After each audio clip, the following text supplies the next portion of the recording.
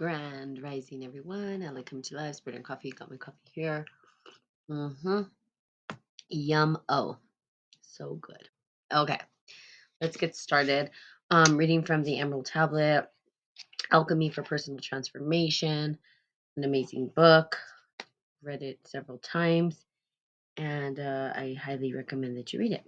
And I think, it's kind of funny because I think I was reading here. I have 2 pages marked for the readings, but I want to go back and read something that I might have already read just because it is about cosmology and consciousness, which is an amazing topic to get into to start to understand how cosmology fits into it. And you could say science, right? Science is part of cosmology, it is the understanding of nature itself and how we are all interconnected to that unfolding or emerging of the narrative or the story or the creative potential that seems to be emanating in everything. So we would say perhaps that God is creative, or the divine is creative, or the great mother is creative, whatever you call it. Okay. So, pretty interesting. So, at the other end of the intellectual spectrum, scientists working in quantum mechanics and astrophysics are forced to confront the divine presence concealed in matter. Physicists are slowly realizing that both ends of the universe, from the smallest atom to the largest galaxy, consciousness, the mind of the Emerald Tablet, plays a fundamental role in creating reality. This stems from the knowledge summarized by astronomer Sir James Jeans is heading towards a non-mathematical reality. The universe begins to look more like a great thought than a great machine. Mind no longer appears to be accidental intruder into the realm of matter. We're beginning to suspect that we ought rather to hail it as a creator and a governor of the realm of matter. So it's a creator, and it is creative potential. And I think that's what I was talking about the other day. Not I think I know I was talking about that, that the universe itself is creative. It emerges out of creativity. And try to explain it or to understand it is that there is this, the way I see it. Now, I'm not saying this is true because I asked this question and I don't know that physicists are asking this question where they don't understand dark energy and dark matter, but perhaps dark matter is the creative potential and it just needs light to illuminate its beauty, right? In other words, darkness or dark matter is beautiful. And when we illuminate it or shine light on it, we can see its magnificence because light gives it form. Light gives it the opportunity to show itself. And typically we think of this the opposite way, that if we look in the dark, there's scary things and creatures and whatever. And that may be the case that some of the creative potential that is out there is unpleasant, but it's still creative. And so when we're looking in the darkness or the dark matter, which is something people fear, rather than fear it, recognize it for its magnificence and its beauty, and that in that darkness there's creative potential. But light itself will illuminate what's in the darkness. Now, the darkness is not always spooky or scary. When we illuminate it, we see these beautiful things. And we can say that this is happening, and I would almost imagine that physicists are going to go, I'm sure there's a theory out there. If I'm thinking about it, I guarantee physicists are thinking about it, right? Because every time I think of something that I'm like, oh, are they thinking of it this way? And then I go and then do research, and guess what? Yes, there's already a theory. There's already somebody looking into it. And there's already somebody who's thought of it, right? Because we don't we all kind of think collectively, right? Hey, Roberto, how are you? And so looking at the darkness, now we fear the darkness and we've made the darkness wrong, and that has caused a detriment to humanity altogether. Everybody just wants to be in the light, and light is amazing. And we do talk about the keys of light because it's nice to be illuminated and show our creative potential. Now, when we're looking at the human being, now let's just talk about the word hue, man, right? Which we're talking hue is a color scheme. We're hue, man, that we are matter trapped. Our light is trapped. You see, we're matter, we're dense, and that's where the densities come in. How are we stuck to this particular storyline, this narrative, this earth? Well, we're trapped light right now. And we see this, and that's why we have the craziness going on in the world as well. This is another way, another um way to look at what we see going on, is that we're trapped light, right? If we try to go to the speed of light, we wouldn't. We There's no way we can. Even if we made the most powerful rocket, we couldn't, because as matter travels, it collects more matter. It needs more energy to stay up with the speed of light. Light itself has no matter and no mass, and they don't even know what light is, to be honest with you. They say they do, but here's the deal, it's all very theoretical. And at the end of the day, it's a theory. So they don't really know. They say that light has a speed, but what if it's not speeding anywhere? Okay, light just is, and it illuminates. But maybe we're moving and the light is just touching us somehow, right? And so physicists are looking into this, and this is not just a conversation that's woo woo out there. This is something that actual physicists are trying to figure out. They measure things to the speed of light, right? And then they said, oh, well, light's not the fastest thing. Now, we have particles, when we look in the quantum world, and there's no traveling for them. We can't measure how they travel. We don't know how they travel. And that's the big, like, scratching the head of, well, how does this work? Well, perhaps they're the darkness and the creative potential to find their creative space and place. Maybe there is no need to measure their movement or how they move or what their speed is. Maybe there is no speed. So these are things that we think about. And how does this all equate to what we're doing today? Here's the reason why talking about this stuff is critical. And we talk about, like, well, what is the practical use of all of this information? The practical use of this information is that we as humans need stories. We live through story. We're storytellers. And without a narrative, we don't understand our place in the world, because we're questioning constantly. Who are we? Why are we here? What is our purpose? What am I supposed to be doing? We need a narrative. We need a story. And right now, what's happening in the world and why people are so freaked out is because the old narratives don't work. The old narratives are not working. Now, not the ancient narratives. I'm talking about our old narrative, or the new old narrative, I should say. The new old narrative. The new old narrative is what we're living in today, our governments, our systems, our structures. Now, I'm not saying that we didn't have this kind of structure prior. The narrative was a bit different, though, and how we interacted with the systems was different. And we had a different result. The result being like the pyramids, right? We see the structures and we see the buildings and we see all of the things that were constructed during that particular narrative. We see how civilizations created and co created. So when we see, for instance, we talk a lot about Native Americans, right? And so looking at Native Americans and looking at their structures and thinking, well, what's the narrative that played along with them? They have a narrative. They had oral traditions, they had storytellers, and those storytellers held the sacred wisdom and they passed it from generation to generation. We ripped, okay, and I say we because part of my family was part of the colonizing. I'm part indigenous to New Mexico, and I'm also part Spanish. So I'm both. I'm a result of all that trauma. And so what do we say? Well, the narrative changed, right? When they came to colonize, that narrative was ripped from the people. They said you can no longer tell your stories, you can no longer dance, you can no longer do your drumming.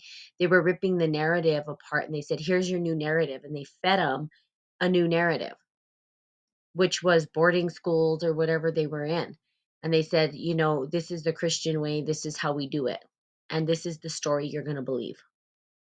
Prior to that, their belief wasn't Christian based. That's not how they thought. And there was different tribes that had different narratives, different ways, and that how they engaged that narrative is how they co-created in their society. So right now people are saying, well, what do we do? Well, we need to change the narrative. That's the point. We're storytellers. And as we change the narrative, we start to shape culture. We start to shape the way the world around us looks. In indigenous times, they had honored both the sacred mother and the sacred father. That there was both. The great mother was honored. See, she's not honored today. When we look at corporations, when we look at the way societies are structured in the Western world, in America, which has done probably the most damage in this world, we see that it was based on a patriarch, and there was no matriarch really involved in these ideas, and there was no honoring the great mother. Right? We don't honor the great mother in the Western world. That's not the way we've shaped the story or the narrative. The narrative is man, okay, man has dominion over everything. No, we don't have dominion. And by man, they mean man.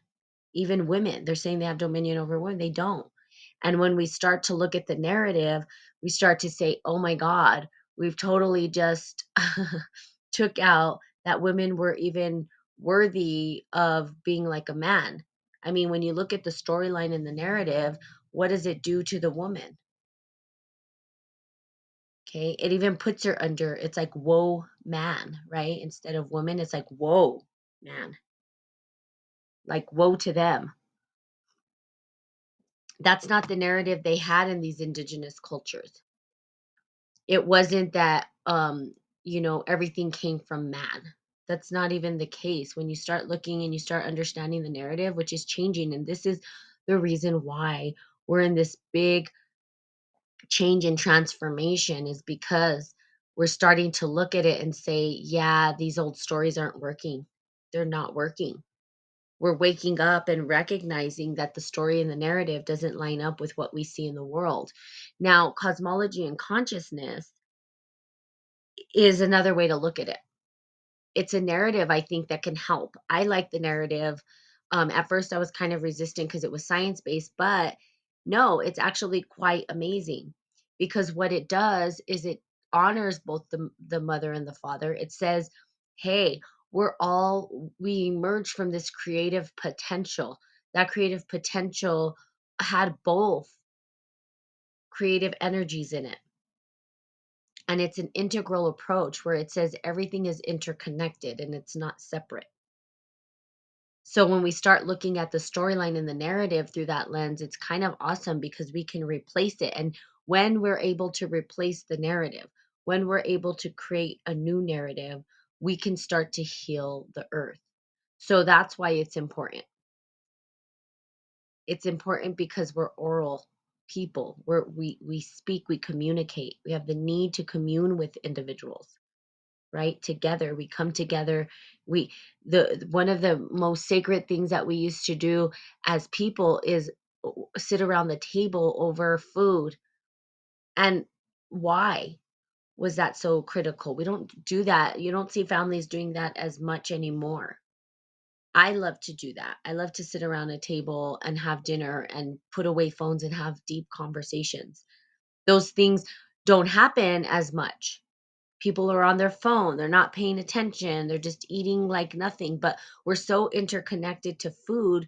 Food is nurtures us, right? It grows us, it helps us to become who we are. It supports our cellular, our respiratory, our lungs, our liver, our kidney, all that stuff. In order for us to operate, we need living food to help us.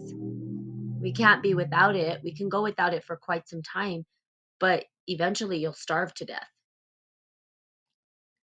So we eat the food of the earth, and that was something we shared together. We sat around tables and we had this community, where we said, okay, we had people who, perhaps there was gatherers and then there was hunters, right? And people would gather and they would eat.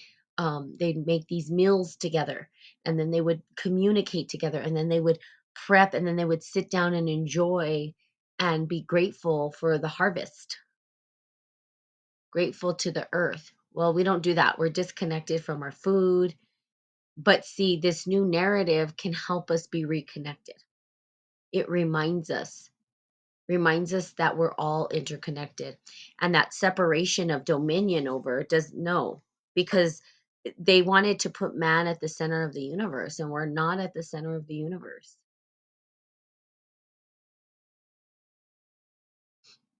We're not. We're a part of it. We're a part of that creative energy and potential, and we have the ability to co-create with the energy potential, and we have the ability to be as creative as the universe. We are a walking universe, but what we've done is said, oh no, we're separate. And we have these systems designed specifically saying that we can just do whatever we want and run amok. And we have these corporations who have gone way too far. I mean, it's almost ridiculous how far they've gone. People with hoarding money, I mean, for what? Like, seriously. I wished I could get in front of all these people and be like, why? Like, to feed an ego, to make you feel important. And if those are the reasons why, well, I want to feel important. Well, you're telling me you feel like you're not important, and that somehow hoarding all this money and wealth is going to make you feel important. It doesn't even make sense to me.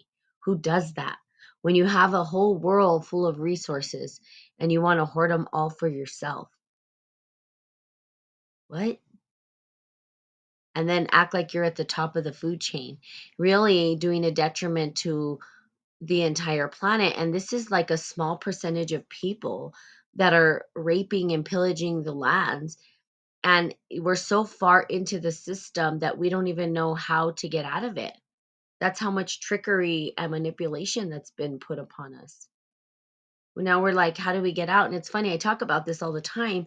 And, my friend was telling me, yeah, this and that and the other. And I was trying to tell her, well, you've got to think above it, right? You got to rise above it. But she started watching this movie, Cowboys, or I don't know what it is. It's a series. I don't know if somebody else is watching it. And then she started to understand how things have sort of are come to be, right?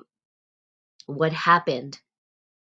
Very few people, why, are raping the earth. And we ourselves are not saying anything. We're the masses. If we took the masses of individuals that have suffered from what the tiny few have done, we could overthrow that system and recreate new systems that work in harmony.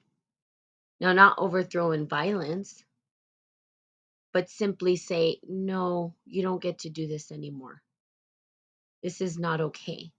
And the reason why we haven't transitioned is because nobody has a structure that can work. And people will be afraid to go to the new system. We're so far gone. We've built our own prison. That's really what we've done. We've built our own prisons. Unable to be released from the cage. It's like the cave, right? Plato's cave or whatever, where we can't see. And then somebody's outside and they're trying to tell the rest of the people, look, look, look, but they can't see. They can't see because they're still inside the cave. They're too afraid to leave the cave. They're just watching the shadows pass by, not understanding. So it's really kind of a complex thing. It's kind of difficult. The best way to explain it, I think that I said, is like white supremacy or dominance. Let's put dominance as it's not the acts of dominance. That's, people say, well, white supremacy is not the shark. Dominance isn't the shark, it's the ocean. In other words, the fish don't know they're swimming in an ocean. The fish don't understand that they're swimming in the ocean. We don't even understand that we're swimming in a white supremacist world. And that's what it is. The majority of the world.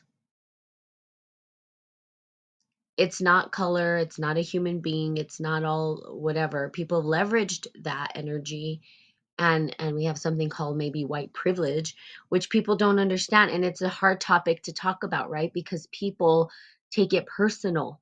But the reality is we're swimming in this ocean and we don't know how to get out of it. We have to change the narrative. We have to reconstruct. We have to take down and reconstruct. And it's going to take a whole hell lot of us. A lot. Not an easy task. And I say, well, what are my tasks? That's what I say. Well, how do I contribute? Well, I get on here and I speak. That's what I do. I'm a storyteller. So I get on and I storytell. And I give people information to kind of ignite that energy potential within them. And hopefully something inside them triggers and says, oh, okay. And put you on a trajectory of giving your gifts to the world. That's what I tell people, my followers, individuals I'm like, go do your thing. Go do the thing that you know how to do and give back to the world. Give your magic to the world. That's what's important. How are you giving back your gifts? And when you understand the information, you can't take it back. And then it becomes our responsibility. And that's the thing. We get to take responsibility for the new narrative and what is to come. It's going to get harder before it gets easier because we're so ingrained in it that nobody's budging. That's the thing. You don't see people budging. It's hard. People talk about it, but talking and action are two separate things. They're just different. I can talk all day. That's why so for me, right, I say, okay, I do spirit and coffee. I'm never going to charge for it. Good morning, Tillian.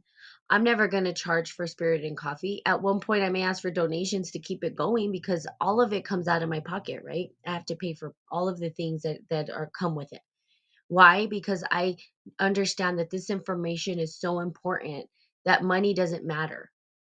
It's not about the money, it's about getting the information out. So I do it daily. Well, Monday through Friday. Monday through Thursday now. Sorry, I don't do Fridays. And I do this, right? Over and over and over again. Giving back, giving back, giving back, giving back. Now, the thing is that if I do, like for instance, it's hard. It's hard for spiritual individuals to ask for money. We typically don't. And you'll see, and someone who does, then you start to question, are they authentic? It's hard. You see, it's a hard situation to be in. You see that, like Jesus Christ. You don't see Jesus Christ saying, hey, I want all these riches for my teachings. No. What did he do? He went into the church and he said, quit making my God's house blasphemy. Like he threw everything all over the place. And he's like, what the hell are you guys doing? This isn't a marketplace, the place of worship. But we see that they take and take and take. So what do we do? How do we operate?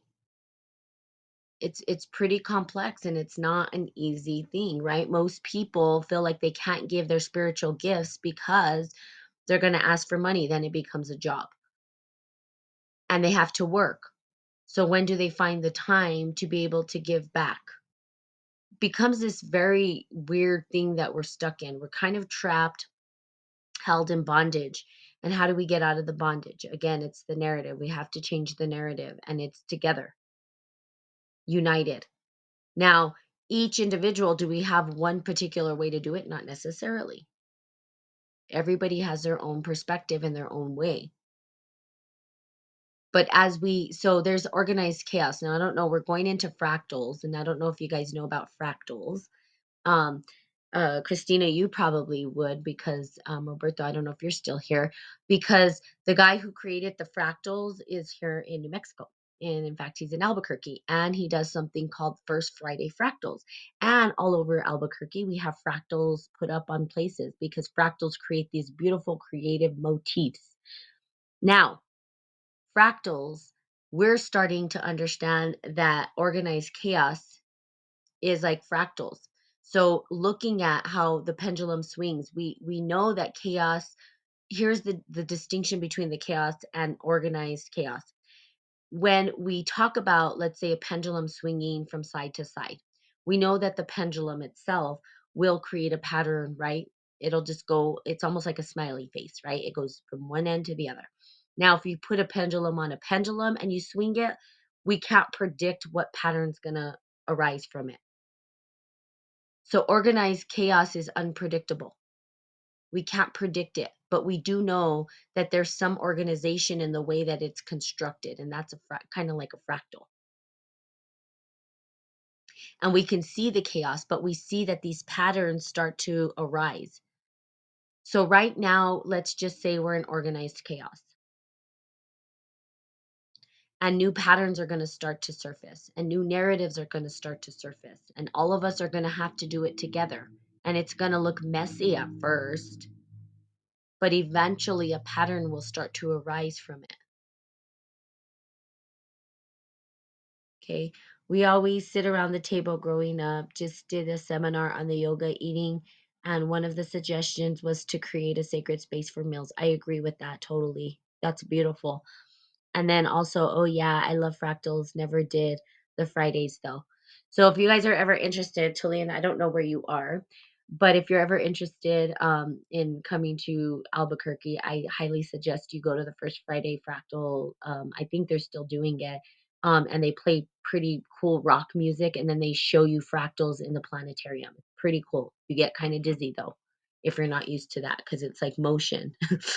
I got dizzy the first time. I was like, whoa, it's a little crazy. It almost feels like you're in a trip or you're on a trip, but it does kind of show. And you see fractals happening in nature. Nature shows us the fractal patterning and the interconnection. So right now we're in organized chaos. Another way to say the things that I've already said. Now, remember the narrative, you're going to hear me say the same things. Nothing new under the sun, different dialogue, different language. People will say we're in darkness. Well, darkness equates to chaos. Chaos is we don't understand what's going on, but out of chaos comes order. So we can say that we're creating a fractal and we just don't know what the pattern's going to look like. We don't understand it yet. But as we co-create, as we create a new narrative, something will surface. And we're kind of afraid of that because no one teaches us that. No one teaches us how to go through the chaos. Everything has to be orderly and perfect all the time, right? We have this whole idea in our brains that things need to be perfect. And that's like the worst thing we can do for ourselves. There's nothing that's perfect. There's always going to be an imperfection. There's always this change or this balance, right? That we have to look for. Like we're like, okay, maybe things are perfect for like 2.2 seconds and then something screws up, right? You do your hair, it looks perfect for like a second, and then boom, you move your head and that's it. It's not perfect anymore. So nothing is perfect. And there's always going to be chaos, but no one taught us that. Let's keep everything nice and neat, nice and organized. Well, sometimes the most beautiful patterns come out of chaos. So we have to go through the chaos. Another way to look at it is through the tarot. Tarot Dick talks about the tower. The tower, when you look at the card, it looks like chaos. I mean, sometimes it's even like, whoa, it's like too much, kind of scary looking. People jumping out of buildings, the whole structures are being demolished. And then the next one is the star, where everything is like in harmony. So we have these ways of constructing. Now, the narrative, okay, it's the narrative that's going to help us. And that's what I was talking about earlier. How do we shape the world through our narrative? Because how we narrate the next phase of this world is going to be important. People are looking for the new narrative, and they're looking to cosmology and consciousness. I like the narrative, actually. I like it because it's sort of nerdy when it comes to science, but it also allows for the spirit to enter and allows for us to understand how how tiny we are, and yet how blessed we are at the same time. How tiny and how big, because like if you start to look at how things were created, we're first of all, I think we're in our fifth fourth stellar evolution, basically. So, and I think I've talked about it before because helium, right? It heats up and then there's explosions and then the helium and hydrogen come together and they bond and before you know it there's fusion and all this stuff starts to happen and then it creates and then it explodes, right? You have these stars and then they do supernovas and what happens with the supernovas is when it explodes, the debris from that those gases create a new gas. We could see this, we can describe it, and here's why spiritual alchemy is so badass, and I love spiritual alchemy. Spiritual alchemy puts it in a very easy way to understand everything in the universe. It's really true because with one, out of one, you have two. So one actually equals two because if you look at one, there's two, right? And it splits. And out of two comes three. The same thing happens in nature and in cosmology. The particles that bind together, they create something new. So when a supernova happens and the gases are just spewed out across the earth, what happens to these particles is they start to create new things. And iron was a big one, right? Iron is, they say, in the core, but it's also in our body. We need iron. Trust me, I had iron issues for so long, and having iron issues is not fun. If our iron is off in our body, we're screwed. Like you will die. Like I was nearly to death because my iron levels were bad. So iron, literally, when they say we are the stars, we literally are. The earth itself has an iron core. That's what they say. There's iron in there. Well, that was created from stardust, right? And so we have all of these evolutions of stars, and it took like 4 stellar evolutions and explosions and supernovas and all that to come to where we are today. Okay. Now, this is a narrative. It's not the only narrative. There's a lot of theory there. There's a lot of we don't understand because we're human. We can only understand so much of it, right? There's different ways. There's even like we're in the matrix, we're in this, we're that. Of course, there's all these different ways and narratives that are starting to surface. How do we construct a narrative that's going to help us? And who cares? Anyway, we could talk about this all day, but who cares? Well, we care because humans need narratives. We need to understand our place in the world. That's part of our existence. It's part of who we are. We've done it since the beginning of time. We've hieroglyphics. People were trying to describe, communicate together. There was language created so we can talk, so we can observe and discuss what we're seeing in our perspective and who we are. And then we started to question. And so the narrative got bigger and bigger and bigger. And so now we're just looking for a new narrative. And that narrative can help reshape the way the world is going if we do it in enough time, because who knows? We may or may not have enough time to do it. So fingers crossed. And do your part. Who are you? Like, who are you truly? And how are you going to give back? And how do you want to give back? And how do you want to put your heart into this world so that you can help, the next generations to come? And that's really how it goes. So there you have it. Again, the Emerald Tablet, Alchemy for Personal Transformation, a really awesome book. I highly recommend you read it. And I haven't 100% been reading from it because I'm reading for my cosmology and consciousness class, which has been like amazing, right? Love that class. Um, and also social intelligence, which I could talk about eventually. Social intelligence, of course, I love the whole consciousness conversation. That's what I'll get my PhD in, is going into consciousness because it's just excites me. I can nerd out to it all day. I could read about it all day. I could talk about it all day. But there's also the nonviolent communication with social intelligence. It's a great subject too, because of course, I'm not just one thinking one way, where the book itself is really good. And it talks about how do we speak nonviolently to individuals. And that's really how do we accept our emotions? Again, alchemy. All of this shit is alchemy. Excuse my language, but it is.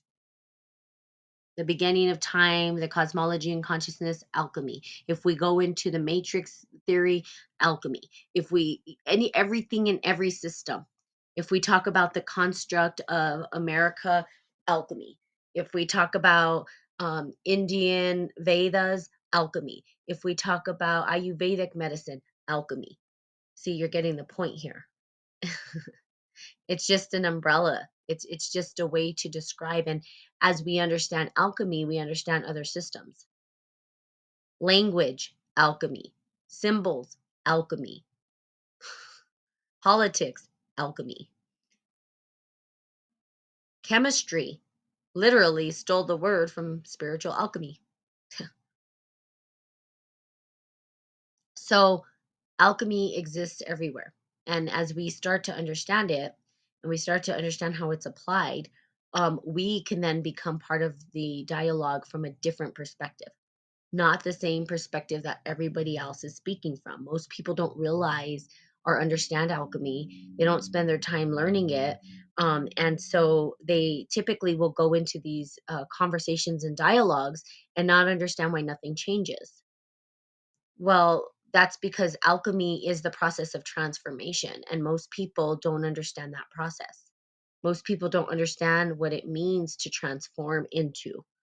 They look at it, they understand it from like, they'll look at a butterfly and they'll say, "Oh, yeah, I can see how that happens." But alchemy is happening at different, various levels in all different places, not just in nature itself. Humans are leveraging that. So here's what happened: humans understood that, leveraged it, and then used it for their own personal gain. And so we need to understand it, how to undo the dialogue and to recreate the dialogue. So we need to undo the narrative and recreate the narrative. And we can take from stories and oral tradition, but we can also take from these new like the cosmology and consciousness narrative that's arising. Pretty cool shit, actually. Makes you feel kind of cool. And I'm starting to see that this narrative is surfacing in various places all over. You're going to start seeing it where they're starting to show how we humans, and then it shows us zooming into the tiniest particle to the biggest particle. Again, the orbis is what's being used. The scientists that are doing this and trying to put this dialogue into something that's meaningful used an alchemic symbol to show how this fits into the world. They used the snake swallowing its tail, and then they put the entire storyline of the cosmos on there. They put cosmology in an alchemic symbol. So I highly recommend that you look at that. And I said that yesterday. And I'm going to keep saying it because it's interesting, and it's important that people understand, because if we're swimming in the ocean, right, of dominance or white supremacy or any supremacy, when we're swimming in the ocean and we can't see it, how do we get out of it? Well, we have to understand the ocean. We have to understand that we're in it. Everybody, not just one, not just two, all of us. I call that a curse. We're under this curse. And that narrative and that curse, we can't get out of it. And we can't get out of it. Why? Because we don't know how to change the dialogue. We don't know how to change the narrative. We're stuck. We're creating our own prisons, and we're not looking at it from another perspective. Good morning, Freedom. So looking at it from that narrative, that different perspective, and so we have cosmology and consciousness. Now, did that, and I'll just give this last point, did that happen overnight? Hell no. Do you know that for us to be where we are when it comes to like the cosmology and consciousness, now, did it do good or bad? I'm not even going to get into that, because there's always bad that comes out of the stuff we try to do. But what's good about it? Well, we had these individuals who were alchemists who did things underground because they would have been killed if they knew that they were doing their alchemy. They continued doing the alchemy, and now what's happened is science, right? They branched off from religion because religion wouldn't accept the idea that reality wasn't what they were saying, right? There was these theories and concepts, and they were saying that's just the way it is. We're not going to change. Well, now what do we see happening? We see religion saying, oh, well, we might have to change our narrative because people, first of all, they're not coming to church. They don't believe what we said. What we said was incorrect. Some of the stuff in there doesn't even make sense. And so now they're having to change the narrative. They're saying, well, we accept science now. But before, you would have been killed. And it was alchemy that they were practicing. Now, good, right, wrong, or bad, it brought us to this point. And this point is we did a lot of damage in the process, but we also have the opportunity to shift the narrative into something that's beautiful and understand who we are in this whole entire spectrum of the cosmos. So there you have it. Okay. And by the way, Freedom, I just want to say this on here. I was born and raised Catholic. I just thought I would spill that out there because I know that you'd send me some around. I don't know how you feel about this or that. But I was born and raised Catholic. I believe in a lot of the teachings of Christ. So I talk about Christ a lot on here because there's a lot of really good parables and information. And believe that, as a friend would say, he was the um, probably the most esteemed creditor ever to exist or walk on the planet. Now, the teachings being, how do we know? Because very simple, right, understandings. But in my worldview, there are many ascended masters that have walked the planet. And so that's the only difference, right? Is that most people will say Christ is our savior, blah, whatever.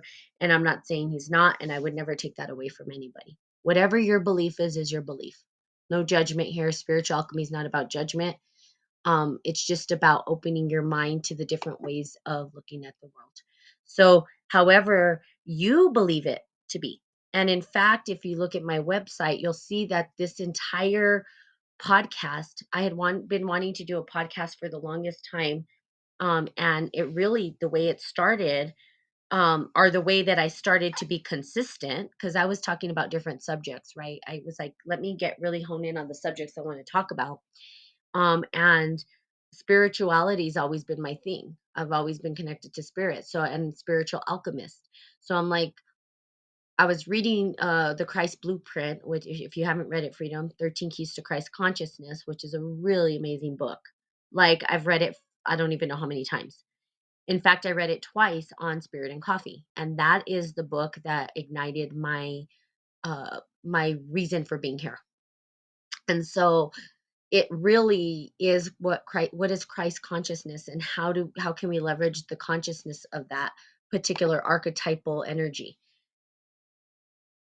I'll say archetypal energy. That makes it easy. So looking at it and the keys to it, and I started reading, and I was like, oh my God, I feel like this is my soul written on paper. And then born Spirit and Coffee is that's how it was born. And literally January 29th was his 4-year anniversary of Spirit and Coffee. So I've been doing this for 4 years.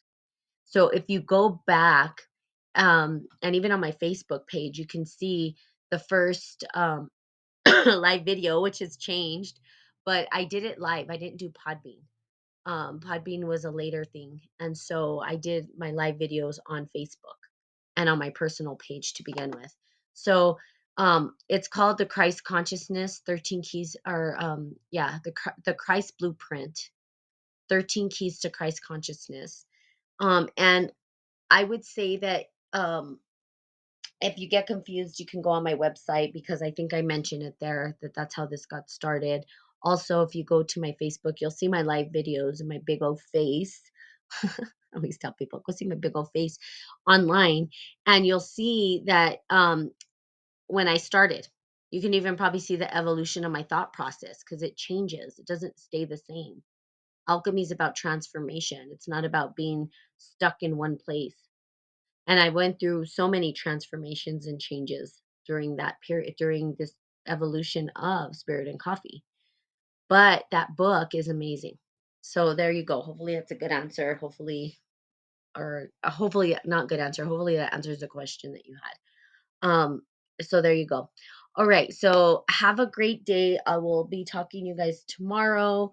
Hopefully I'll be able to read some of this book. I haven't been reading because, like I said, I've been reading other things. But look at fractals. Fractals are cool. You can even go online and you can play with fractals. It's kind of cool. And if you ever come to New Mexico and to Albuquerque, go to the planetarium and go to First Friday Fractals. Pretty cool. I mean, not pretty cool. It's really freaking cool. You feel like you're in some psychedelic, I don't know what, but fractals are literally a mathematical algebraic expression. They put it into a computer and they realize the patterns of an algebraic expression create these beautiful patterns. And out of chaos comes this order. So pretty cool. Anywho. All right. So there you have it. I love you guys. Have the most amazing Tuesday ever. And I will be seeing you guys tomorrow. Bye bye.